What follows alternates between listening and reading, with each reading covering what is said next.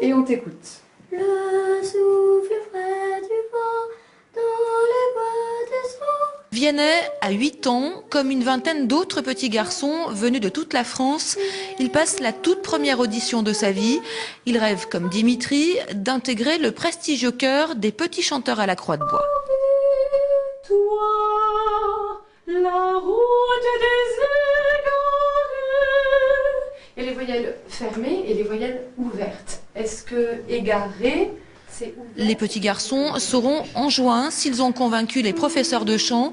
Si c'est le cas, ils feront leur prochaine rentrée scolaire à Brinon-sur-Armançon. La Mané-Country quitte Paris pour s'installer dans l'Yonne, la même où tout a commencé il y a 106 ans. C'est un retour aux sources car le fondateur de la Mané-Country des petits chanteurs à la Croix de Bois était Iconais, d'origine d'Auxerre, s'appelait Paul Berthier, l'arrière-grand-père pour la petite histoire de France Gall. Le chœur compte à ce jour 78 enfants. 5 d'entre eux, venus représenter leur chorale pour cette journée de recrutement, ont eu droit à une visite en primeur de leur nouveau lieu de vie. L'internat, ce sera dans le premier étage du château, dans le deuxième étage du château et dans quelques salles du rez-de-chaussée de l'annexe. Cet ancien petit chanteur originaire de Lyon est aujourd'hui le responsable de l'internat. Il a été la cheville ouvrière de ce déménagement de la capitale vers la campagne.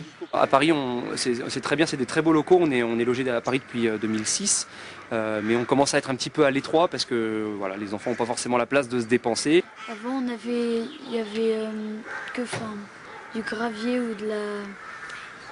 Alors que maintenant, il y a de l'herbe pour bien se dépenser. Et ça fait moins mal. On peut jouer au foot ou au rugby.